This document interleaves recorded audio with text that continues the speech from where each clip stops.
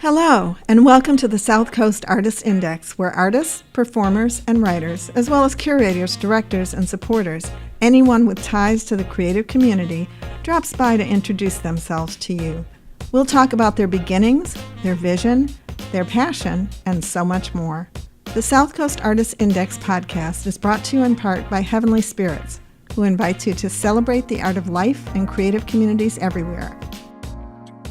Hi, this is Ron Fortier with another episode of the Artist Index podcast, In Focus podcast. And I'm really super excited by this particular guest because I have been trying for a long time to get somebody who's associated with the jazz community in New Bedford. And the reason for that, you're going to find out about during this podcast. If you don't already know, the city of New Bedford was at one time considered one of the top jazz stopovers in the United States on the East Coast. It was a big jazz town, okay? Back when jazz was big itself. It's, there's so many other genres of music now that there are aficionados and there are people who love jazz. But enough of all that jazz right now. I'm gonna have the guests introduce themselves and spell their names. Guest? Hey, I'm David Reis. Actually, it's David Reis.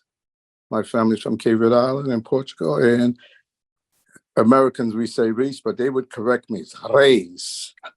That's right. That's and Ron knew that right away. When Ron saw my name, he pronounced it better than I did. Yeah. I'm considered a jazz historian. I did jazz radio here at UMass Dartmouth for 26 years. And jazz is my passion, especially the history of jazz. I grew up in it, musicians in my house. My uncle Joe Livamento was a sax player, went on to play in New York, and his best friend, who I call my uncle, lived with us because he was from Pawtucket, Paul Gonsalves, who Duke Ellington called Paul Gonsalves. Here we go with the names again. And Paul Gonsalves was from Pawtucket, so he stayed at my grandmother's house when he played here in New Bedford. Yeah, I've heard so much about the jazz scene, the jazz community in this city, and it's something I really wanted to do. My mother was, as I told you, she was a performer, a stage performer, a singer, primarily club singer, and she did American Standard stuff, and she also did fado, which was her main passion.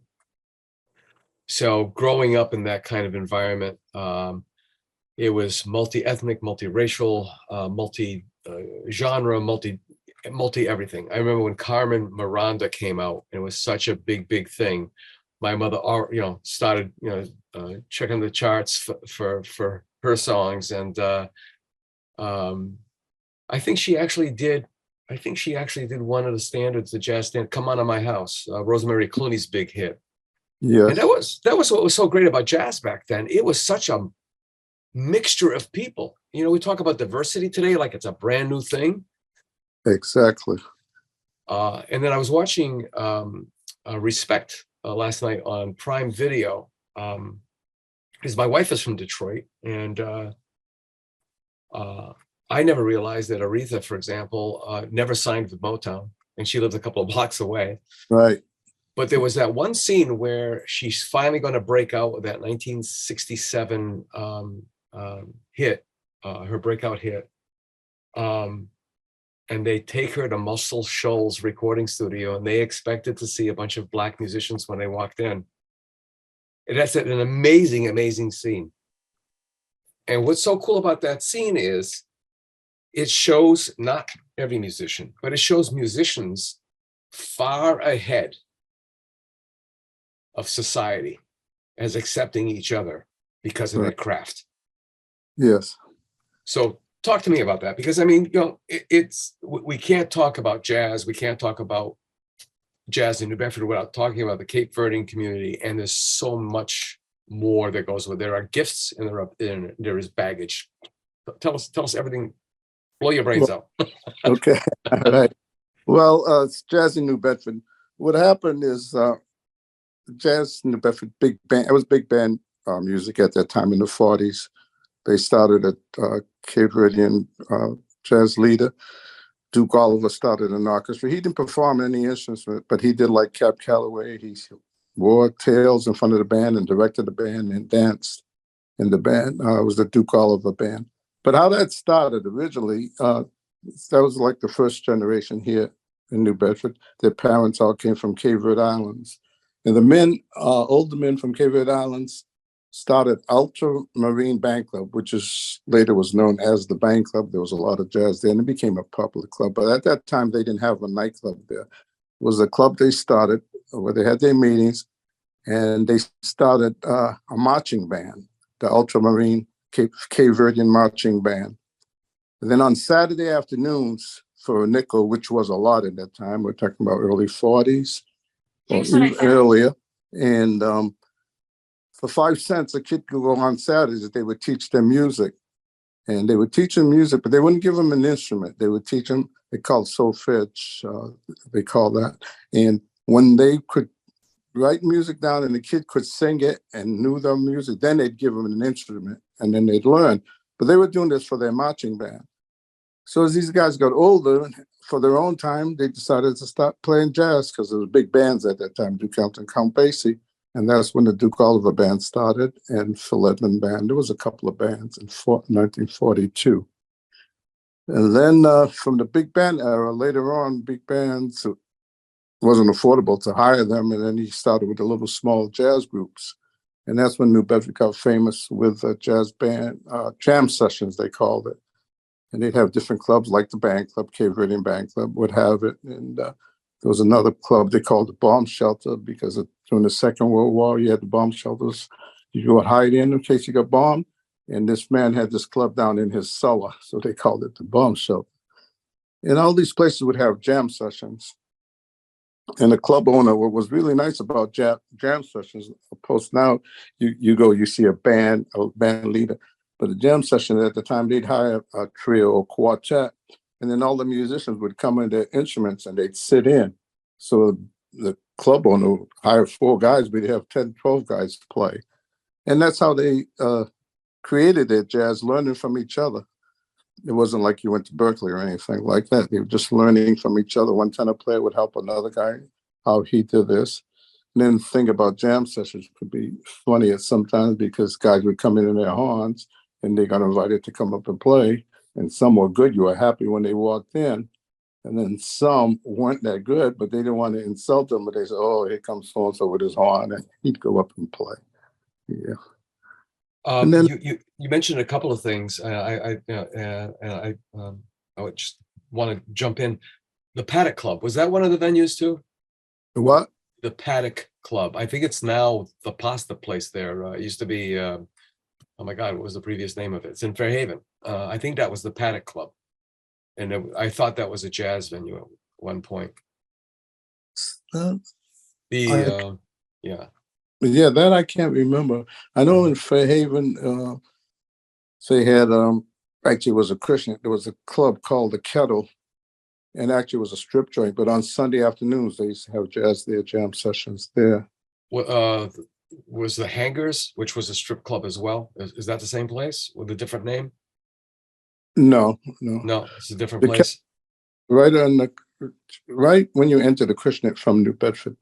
Okay. It was right there at the intersection. Okay. Bert's, was it Bert's Uptown or Bert's Downtown? Was that? Yes. Bert's Grill became the most famous jazz club in New Bedford after the second owner. It was Bert's Grill. It was on the corner of Union and Pleasant. And they would have jazz there. In fact, Joe Livermento, my uncle, his group played there. I have pictures of him playing there. And then later on, it was bought out and became the Piccadilly. That's right. Piccadilly was the big buzz joint. They were bringing groups in from New York. There were a lot of musicians that came there, weren't famous, but they were from New York. And then later on, they were famous, like Jimmy Smith, the organist, used to play here with a trio called the Don Gardner Trio. And a lot of other jazz musicians. Cat Anderson, Duke Ellington's trumpet player, came here, and he would come in with a combo, and he'd have guys from the Duke's band. So a lot of famous people play there, and then they'd play music there from Monday. The band would come in from Monday to Sunday, So it's 7 nights a week. And then on Sunday afternoon, they would have a jam session from 2 to 6. On a Sunday, you didn't know where to go because there was a jam session there. There was a jam session at the band club. There was a club up to the West End, Social United, no, not United Social, West End Social. And they had jazz there on Sundays. You'd run around and catch a set from here to there, you couldn't sit all. So the Piccadilly actually, before the Piccadilly, most of the jazz were in like the West End Social I just mentioned was a African-American club of the West End, and then the Cape Verdean Band Club. That's where all the jazz were all the clubs of people of color, and then the musicians would come sit in. And then when the Piccadilly was downtown, they started having jazz there. So you already had clientele from all over the city coming in there. So then that's when you got mixed audiences too. Wow. Yeah, there's just so much going on. And I think too, I'm just flashed on something. I think the International Club on Route 6 in Westport, I think that was another one. And again, I'm just pulling things from memories, the trash bin in my mind. Yes, yeah. Yes. Yes. Let me ask you about the Berklee School of Music, because I swear, just based on what I've heard, that the Cape Verdean community specifically between faculty at Berklee and students at Berklee, and students, faculty who were students, and I mean, it's amazing the amount of interplay between the Berklee School of Music and New Bedford primarily. Yes, well, the Piccadilly, I said they had the Sunday afternoon jam sessions, and it was mostly musicians. They bring in musicians from Piccadilly. In fact, Tashiko, the famous piano player, when she was a student, she played at Pick on Sundays from 2 to 6. Like I say, a lot of musicians played here, then became famous. So the Sunday afternoon sessions were mostly musicians from Berklee. They bring them down. There's Phil Barboza, who was a band leader, one of the first band leaders here in New Bedford. He would bring these artists down because he had moved to Boston and he was working out of Boston on Sundays from 2 to 6 at the Piccadilly. Wow. Go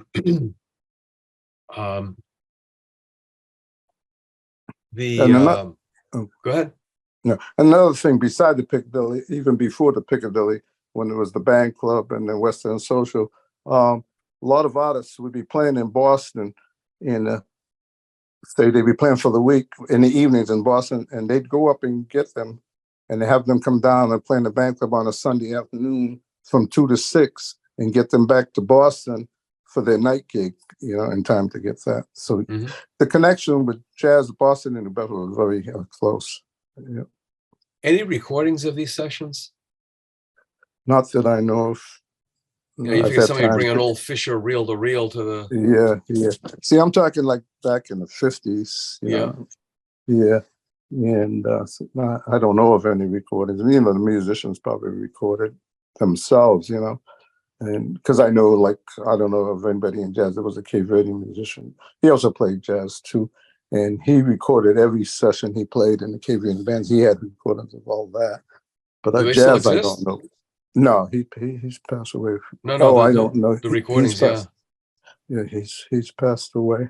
Yeah. See, that's another goal of the Artist Index too, especially if we can get people to step forward. Whether it was their Bavu, whether it was their Tia, it doesn't matter who, and for those who don't understand Portuguese, their grandfather, either their grandmother, their aunt, their uncle, their cousins, brothers, sisters, anybody who was involved that, left a mark. And it's about resurrection. It's about bringing them back and putting them in history where they belong. And that's why, we have those bookmarks that we pass out that says bookmark your place in history.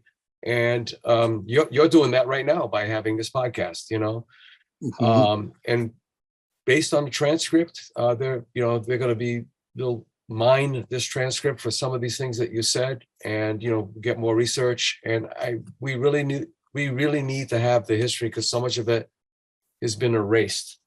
Yes. And that's my passion. In fact, Southcoast Learning Network, they had a Southcoast Learning Network. I don't know if you heard about it. Yes, Andrea. Yes, Andrea And Bert. Parsons. Yeah. Yeah, and I did a class for them. I called it "Let's Talk Jazz," and that's what it was about. And it was well attended. And then that went away. But yeah, that's been my passion anyway. And I grew up this year. I was a little kid, and like I say, and I lived with my grandparents and my uncle. We all lived. My grandfather bought a house. All my family lived in a tenement house. And being the little boy, and when everybody's going to work, my Uncle Joe and Paul being musicians, they were home. So I tailed along with him all the time. It wasn't my choice. They were like my babysitters while I was in work. So I just grew up with the older musicians. I was the little kid with them all the time. Yeah. So that's always been my passion. Yeah. Now, do you play anything?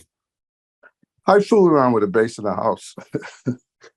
With all that exposure. I mean, yeah. Yeah, I always thought I wanted to be an athlete.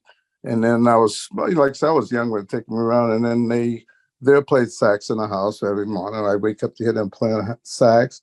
And then they said, "You want to play?" I said, "Yeah, I'll play." So they gave me a clarinet.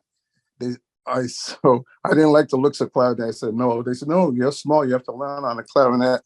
Then you move to the sax." But my interest was always in sports anyway. Yeah. I was around it all the time, but around the music. That was my background, but I was out playing ball. Yeah. Any regrets?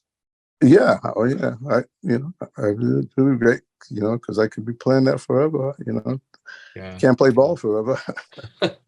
Now, how did you start at what was then SMU, and then the college or the campus radio station was WUSM because somebody else owned the license for SMU, but which confused the heck out of people. But USM, right? Yeah, and it was WMD. What happened is they sold. I think it was Boston University wanted to come in where WUSM came in, and they sold that, and then they went to the new name on another channel.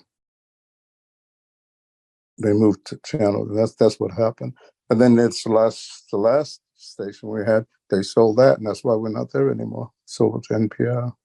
Yeah, they're part of the Rhode Island public. Yes, NPR. Yeah. So that's what happened. Because I was involved, with jazz all the time, and Bobby Green, we had a great alto player, came to the city. He came in the band. Bobby Green, Herbie King, real good musicians, and they were touring, and the band broke up here in this area, and they ended up staying here, and ended up living here. And when he first started with the jazz program at UMass Dartmouth, he called me, and my kids were younger. They did Sundays, and I said, "No, I can't do it right now." So later I got on, as my kids were old. I just didn't want to give up my Sunday afternoons. My kids were really young. Yeah. So that's how I got on, yeah. So there's Bobby Green. Herb King was a percussionist, right? Yes, he was. Okay. Great drummer. Bobby was a fine alto player. Coleus was the name of their group. Yes. There was Armstead Christian. Armstead Christian came after, yep. Armstead wasn't in Coleus. No. Yeah. That's just another Rick Brito. I remember him because he used to do record commercials for me when I had an advertising agency. Oh, is that right? Yeah. Yep. Yeah. Under oh my God, I still have his business card, and I'm it was something like Stegosaurus or something Saurus on it. Could have been Britosaurus. Yeah, Rick. Yeah. He lived right across the street from me here. I live up the West End, and Rick lived across the street, and I went outside to get something. Bump into him, we'd be talking for an hour. So, I went over his house. Yeah. Oh, was it when he lived on Ocean Street? Yeah. That's where we used to. I lived on the corner. Yeah, we used to do the commercials there, and he was so far advanced with sound. At that time, he was doing DAT, digital audio tape, and I delivered a tape to a radio station, and they're looking at me like, "What's that?" And I said, "That's a DAT tape." No, not what's DAT. What's that? And I said, "It's a DAT tape." And they didn't know what it was because they were still using 8-track, believe it or not. They would cart, Wow. the carts were 8-track in radio up until, oh my God, almost 2000, probably a little later. It Wow. was absolutely amazing. So we'd have to take that DAT tape, transfer it to reel, Oh, give it man. to them, and then they would transfer it to, cart it on 8-track. Yeah. Wow. And That's now, like taking a race pony and making it into a I know a hobby horse. what a difference. Look right now, I'm talking to you on my iPhone. Yeah, What yeah, a difference. Yeah. yeah. Yeah. So how many years were you at USM? 26. 26. Now, Yeah. Jim Oliveira, did you guys co-host a show at one time, or did you guys do We separate shows? we alternated. What happened was, at first we had a lot of DJs when I first came on. We alternated, and so he'd do this Sunday, and then next Sunday I would do it, and then the third Sunday someone else, and then I moved up to the afternoon, and then we lost a lot of DJs after a while, so we did Sunday afternoon, and later on I did Friday afternoon there when I retired from my job, and then towards the end I was on Wednesday evenings. Yeah. You had a lot of staying power, obviously, because I mean, just in the 4 years that I was there and the couple of years that I was associated with the university prior, because I actually started going on campus when I was a junior, senior in high school, because I worked for the opera department. Between the torch and the radio station, it was amazing how many, it was always in flux. Of course, Right. it's a 4-year turnover basically. Right. But both you and Jim, the staying power was absolutely amazing. What's one of your best memories from your radio, jazz radio days? Well, the best matter of fact, the reason why I stayed 26 years, I'm not that I didn't like it, but I wouldn't leave it. My best thing out of that, when I got on and I started playing, then being older, I was playing a lot of the older musicians like Coleman Hawkins, and elderly people would call me and they'd be so thankful to hear the artists that they knew. And then that wasn't the thing, but then I found out a lot of them were shut-in people, and they looked forward to radio so much, especially a jazz program where there were so few. And they would call me, even to the point that, and just in recent years, one woman died. She was an elderly woman shut in, and I would play Frank Sinatra and Joe Williams for her. Every show, I would make sure I played them because she liked it. And her daughter called me. The woman had passed away, and they asked me if I would do the readings at the mass, at her funeral mass, because she loved listening to my program so much. I meant so much for her. And then I've had other people, and I found out that radio was so important to them. They had nothing else. And that's why I would never leave. And that's why I felt bad when the radio station closed, because that's something that I learned by being on the radio. So that was my favorite thing, knowing that people looked forward. It meant something to them. And then I also had a lot of interviews that I enjoyed. I like having the interviews. Isabel Livermento. Yes. I've been trying to get her to do a podcast, and she give me everybody else's name, but she wouldn't do it. Now she's your she's my Uncle Joe Livermento. That's the reason why I'm involved with jazz. Yeah. It plays that she married him. She was married to him. Yeah, she's in her 90s now. She lives in Rhode Island, so I can see why, because she has a great knowledge of it. I don't know if you ever saw the Big Band in New Bedford. It's on YouTube. It was done by the local TV channel. They interviewed her and I, not even knowing that we were related. Really? Yeah. And it was called The Big Band? Big Band. You look up on YouTube, Big Band, New Bedford, I believe it was called. Okay. If not, I can text it over to you. But yeah, just look Big Band, New Bedford. The local cable channel did it. Now, when I was a kid, my mother had put me into they didn't call it daycare back then. It was a nursery. It was the Children's Right. Corner Nursery behind the Capitol Theater. Mhm. And Juliet, the heck was their last name? Denault, who was her Mhm. name was Juliet Gonsalves, and the family owned the Mayflower Furniture Company. Tony Gonsalves was a drummer. Did you ever Mhm. run it? And he was a jazz drummer. Did you ever run across him? Probably did if he was a jazz drummer, because like I say, all the musicians would show up when the other musicians played. That was a different thing too than in those days. When the musician played, the other guys went play and they'd be there, and they, like I say, they would sit in. So I probably did if he was playing in the Bedford Right. area, and I used His to go to all the nephew, events. his nephew Toby was uh, a bass player, but it was electric bass, but it was, if I believe correctly, it was like a standing electric bass. It had the stick on the bottom Yeah, of it. I think yeah, they had a different name for that, didn't they? yes, they did. Yeah, I can't really remember the name, but I know one was Ampeg Baby Bass. Uh-huh. Ampeg made one. They call it the Baby Bass, Yeah. and but that, for some reason, that fell out. The guys wanted to go back to that wooden bass. You know, they would play that because it's something new. But most of the guys that I knew went back to the original bass because of the sound. The sound, yeah. The Yeah, sound was important. right. Especially the bass. Yeah.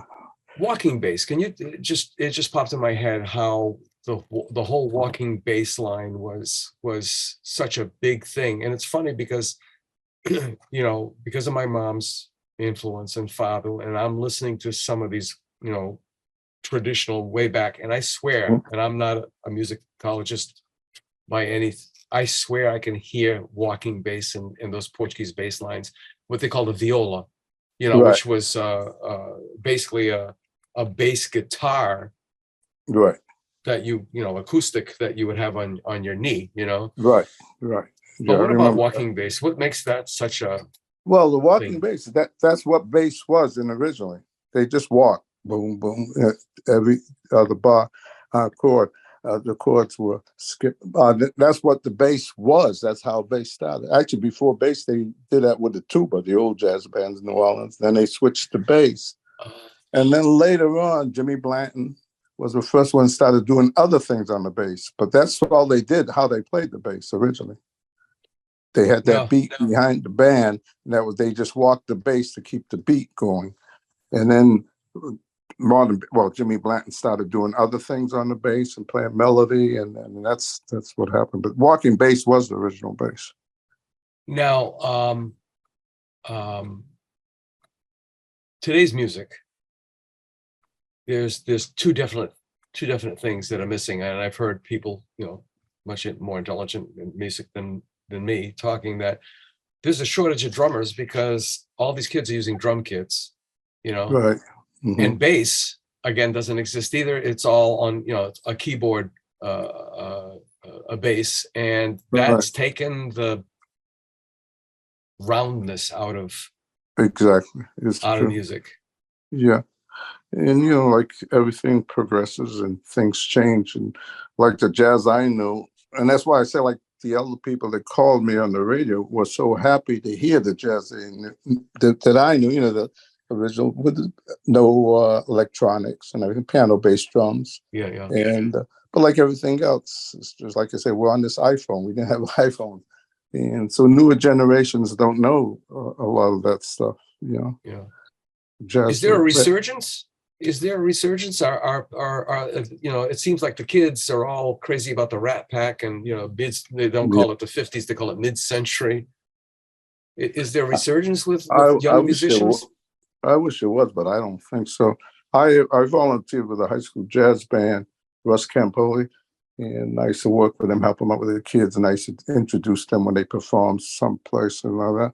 And towards the end, he couldn't even get kids to join the jazz band. And they're having the same problem with sports too. There's so much things now happening for the young people to do that it's hard for them to commit to one thing, to commit to be in band rehearsals or team practices, because they have so many other things going on. Yeah. I don't believe there's a resurgence. Now, when you and I met at Anthony Barboza's book signing for his book I Dreaming, which was absolutely fantastic, and I asked you about because I'm like a parrot. I'll only repeat what I hear, or I'll ask a question based on what I heard. So I don't have any great depth of knowledge. But Paul Gonsalves, from what I heard, as we discussed, and I've mentioned it several times, I think on the podcast, was associated with the Duke Ellington Band and Yes. orchestra. Mhm. And I don't know what the reason was for the orchestra not doing well. I don't know if they weren't getting bookings or they had an internal problem with the musicians. But at the 65, I think it was, Newport Jazz Festival, which became a world No, it famous. was 57. It was 57. Aha. 57. Mhm. Okay. See, and it became a world-class venue, which is Mhm. amazing. And he did a 23 chorus. 27. 27 crores. 27 That's why crores. I'm asking. I have an amazing memory. Yeah. Oh, yes, you do. 27. Everybody calls me for different questions in my family. You got to go in Jeopardy for jazz, Yeah. But 20. First of all, 27 choruses, and it was on what instrument and what is a chorus? Tenor saxophone. How to fix with choruses. There's so many choruses to a song, so many notes is a chorus. Mhm. So you play so many choruses and you stop. But what happened with Paul is, in fact, the Duke's band wasn't doing well. It had nothing to do. Duke, there was the fact basically big band weren't hired anymore. They couldn't afford it. The big bands that died out. In fact, Count Basie was the other big band. He had stopped his band for a while. Then they went back later on. They weren't getting hired. There was no venues for big bands anymore. And that's why you get the small quintets like Miles Davis and all those guys came out of big bands. And then they ended up, because they weren't getting any jobs anymore. And they weren't recording them as much. So what happened to Paul was, and it's ironically, Paul was the Mendo Crescendo in Blue was the tune. That's two tunes. And so there's a gap in between from one tune to the other where Paul would take a solo. When he finished solo, they went to the second tune. And when he took his solo, this woman started dancing, and she kept dancing. So Paul wouldn't stop playing. The more she danced, the more she played. And ironically, Paul was in New Bedford, and the woman that was dancing, he didn't know. She was the Zeiterian Theater, the Zeitz family, doing all theater. She was a Zeitz, so she was from that family. So there was a New Bedford woman dancing and a New Bedford saxophone player playing, and that's the most famous solo in jazz. And 27 choruses, and then the concert was supposed to end, but Duke Ellington was smart enough not to end it because the crowd was so riled up. He said if he had stopped, they probably would have rioted, So he played a couple of more tunes, and George Weiner was trying to get him to stop. If you get the recording, you get to hear George Weiner tell him stop. But he was smart enough to know if he ended it just like that after Paul. How long did that go on for? 27 choruses, at least 10 minutes, at least. Yeah.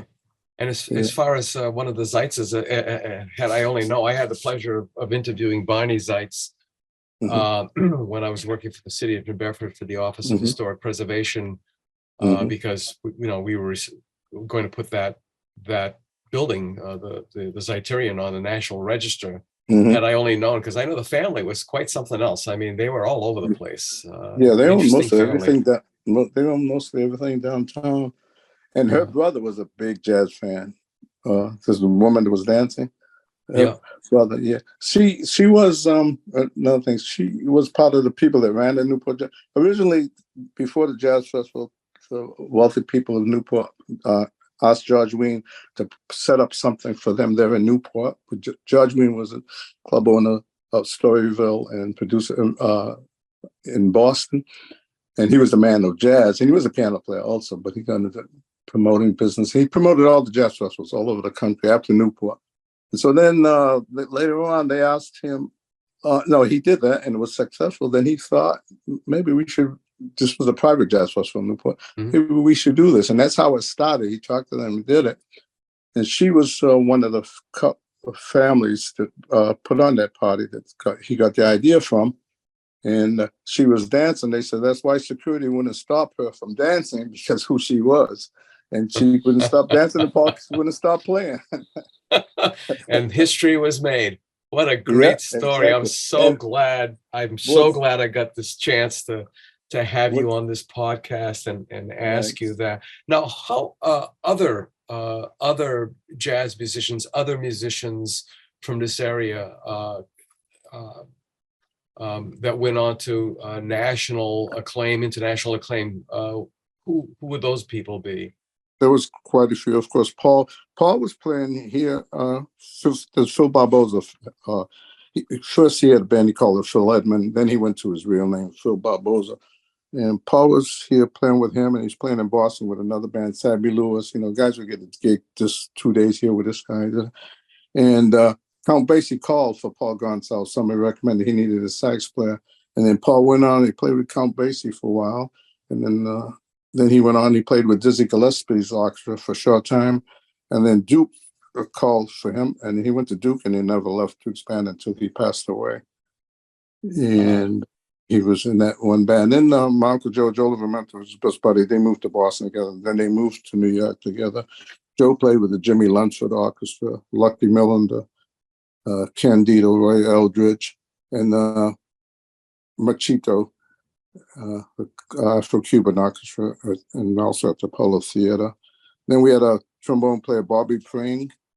He was a trombone player. He was in the Air Force, out of the Air Force Band. He went on with Tex Beneke, Les Brown. He did movie soundtracks. We had quite a few. And we had quite a few that just didn't decide to leave. They could have done it. Quite a few musicians, they didn't want to do that as a career. And we had Lionel Soares, who was a fine alto player, clarinet player, went over to the West Coast. And he did a lot of movie things, soundtracks. He was my old music teacher. Oh, is that right? Yeah, but I was his worst student. Oh, is that right? Lionel was a nice man too, and he did well. My Uncle Joe, and he and Lionel played the same instrument, and they played in orchestra here in New Bedford before they went away, both of them. And my Uncle Joe said Lionel was the best clarinet player he ever heard, and he heard all the famous ones and everything. He said Lionel was great alto, but he's a clarinet. He's the best clarinet player I've ever heard. And then there were two brothers, Porky Brittle and Bill Brittle. They both were bass players. Porky went out to California with a sax player from New Bedford here, also Jimmy Lomba. And Porky ended up playing in the movie soundtracks. He played for Les Brown. And there's other Bill Brittle. He also played bass. He went to Canada, was a famous musician there. We had quite a few. And then, as I mentioned, this Jimmy Lomba, with Porky. They went to California, and Jimmy got in with Dinah Washington and a couple of other big bands. We had a few guys. And like I said, we have a few guys here that could have made it. That was not their choice. We have some great musicians here. Yeah. I'm always telling my sister-in-law that I know that there's New Bedford, Detroit connections. I just can feel it in my blood. And I told you, during the pandemic, the Detroit Fine Arts Breakfast Club was forced, like everybody else, to postpone their live meetings. And we were doing a Zoom. And one thing got to another, and somebody said, "Hey, you're not from Detroit." And I said, "No, I'm from New Bedford." I said, "I live across the river now in Fairhaven." And it's like, "Oh, tell us a little bit more about New Bedford." And so I told them about New Bedford, and then I said, we're known for whaling, we're known for a bunch of things, but this is a big jazz town as well. And I went on and I told them the bits that I knew about Paul Gonsalves. And there was a young woman in the group. There's like about 20-something people, over 20-something people on this Zoom meeting. Mm-hmm. And she said, so you're telling me that that there was, and she was like testing me, that there was a sax player from the Duke Ellington Orchestra? Yeah. And it was Paul Gonsalves? Yes. And she said, well, you know who the guy was that did all the scores for them? And I said, no. She said, Billy Strayhorn. And I said, I've heard that name. She said, well, you should. He was my uncle. Oh, no kidding. So she says, so she knew a little bit about New Bedford. I think she's just like trying to test me out, Right, right. but that was kind of cool. But I know there's more because you mentioned Dinah Washington, and of course she was like Aretha's. She was a family friend of Aretha Franklin, Yeah. Mm-hmm. and the world of musicians is a very small world, even though it's an international level, right? Yeah. Yeah, it's a small world. And the guys don't have family with them. Their friends today, it's the friends they're in the band with right now. Next week they put in another band. They left that band, they're gonna find new friends because you're not in your hometown, It's almost like So, fishermen. That's how my stepfather was. yeah. They call a sight on, like, he could be on a boat, and if he didn't like how the captain did things or whatever, or he could get more money, he would jump to another ship. So he'd have all these friends that he met in all these ships, all these boats, fishing boats that he was right. on. Yeah, yeah. And that's where the musicians, they left home, And it's funny that they'd love to come to New Bedford. This is funny.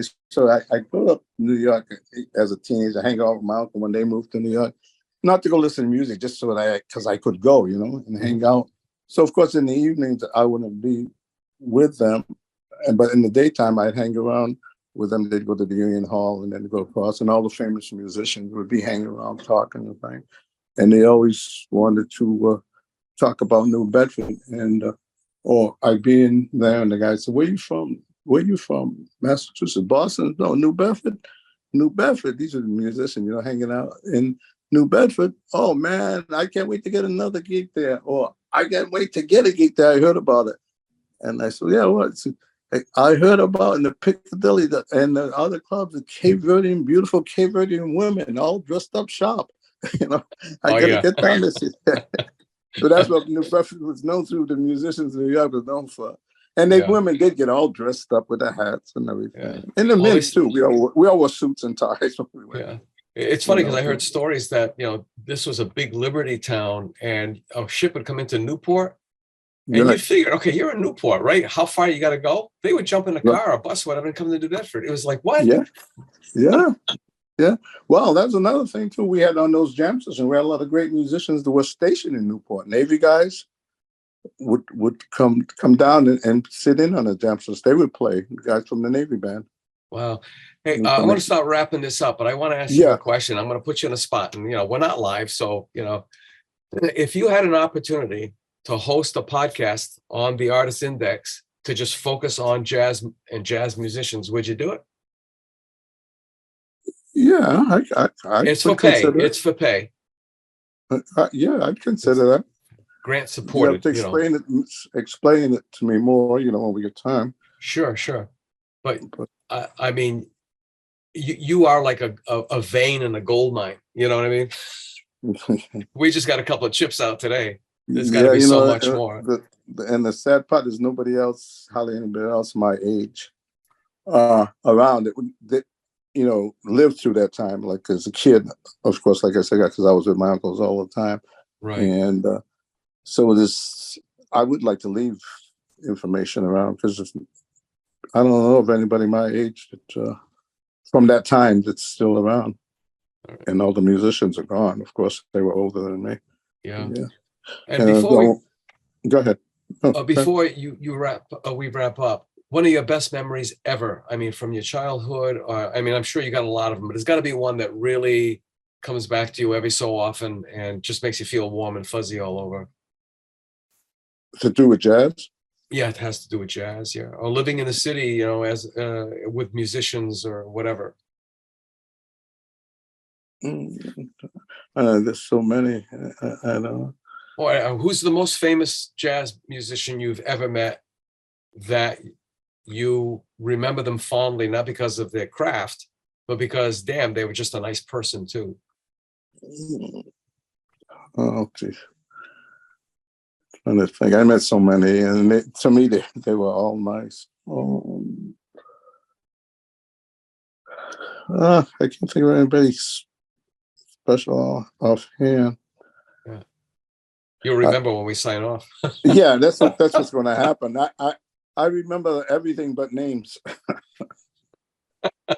I'm bad with names, but like I say, as a kid, just being around, walking around, the city of New York and meeting all these guys, it just was so exciting. But And you were the kid all the time, right? yeah, well, see, my uncle was the babysitter. Yeah. Like I said, I grew up in the house with all my family. My grandfather bought a house. He wanted to tell me he wanted all his family here.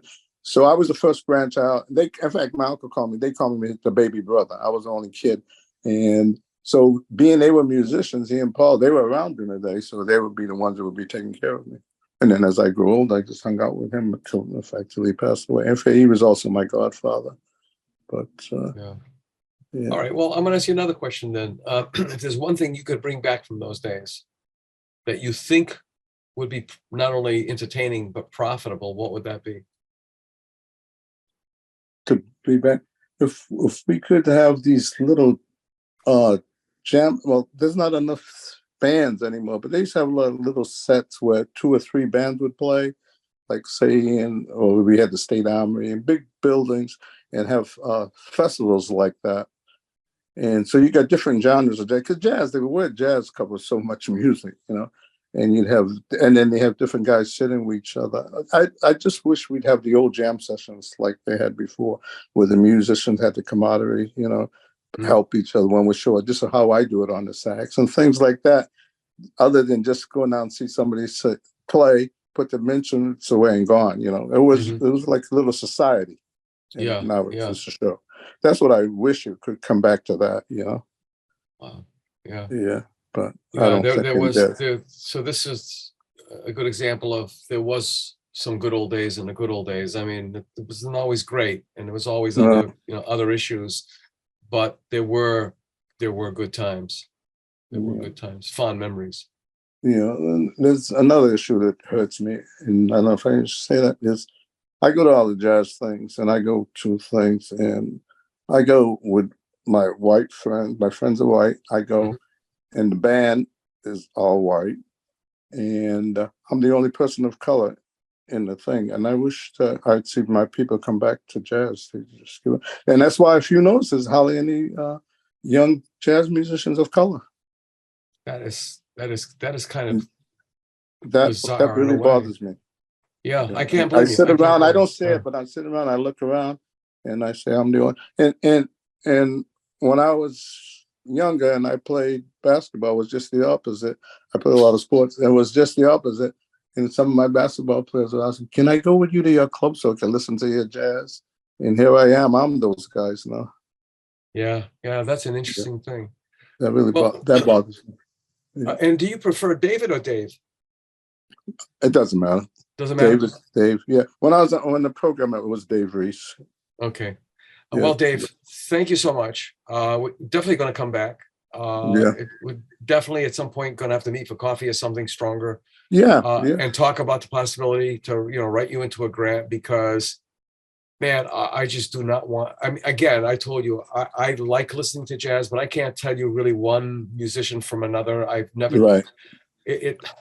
It's like, okay, you go to your grandmother's house and you're having a really good meal, and you don't stop to well, how did she prepare this? What ingredients did she? It's like I'm just enjoying the meal. And that's how I feel about jazz. It's just it does what it does, and I don't try to break it up. Yeah, and the thing about jazz is there's so many different genres of jazz, and it's all called jazz. So I used to be careful when that was my passion, introduce people to jazz, and that's why I did the radio and play the music I did to introduce them. And I had to be careful because there's a guy playing like John Coltrane, that's jazz. There's another guy playing like Count Basie, nice dancing music, that's jazz. So I'd be careful when I brought somebody to introduce them to jazz. I brought them to one that was more melodic and all that, so they wouldn't get turned away. Not that I don't like Coltrane, I like Coltrane and all that, but for somebody, the first time they heard jazz, it's kind of far out right away for them. Yeah. So the word jazz to me covers too. That's why I had that program. The class, Let's Talk Jazz, to explain that. I show all the different genres that's called jazz. And one final thing, which is already the third final thing. Yeah, that's all right. But anyway, I remember the name of the gentleman who used to host the night train on WCOD, Otis Sutton. Right. Did you ever run across him? I never met him, but I listened to him. Yep. I used to listen to him and Eric Jackson on Oh yeah, Eric WGBH met, too. yeah. Another. And again, I listened to these guys. I can't tell you one tune from another. It was just something about the jazz that was like breathing. Yeah. Yeah. See, that's the reason why I had that class. I wanted to explain that to people, like what you just said. Yeah. Otis, wasn't he out of Martha's Vineyard? I don't know. Yeah, I mean, his Martha's voice was Vineyard. just so fantastic, and how he presented things. And he would do these little connection things, you know. So he threw history in there without making it like a class. You know? And that's what I used to do. It was another thing. I wanted to draw people in. I didn't want to just play the music. I wanted to know about the music. But so Eric, I got a lot of things with Eric, a lot of the festivals and stuff backstage. Yeah. All right, you're welcome. Thank you so much. Hold on a second, folks. Sure. Thanks for joining us with our special guest today, David Reis, or David Reis, more proper in Portuguese / Cape Verdean, or Cape Verdean / Portuguese. And wow, what a wealth of information, a wealth of knowledge that you have. And I definitely want to bring you back on, because this is part of our agenda of resurrecting the dead. Of the visual performing and literary and culinary arts, believe it or not, because without memories, we're nothing. We'll see you next week for another episode of the Southcoast Artist Index podcast. To learn more about the Southcoast Artist Index, visit theartistindex.com. Find us on Facebook, Instagram, and YouTube.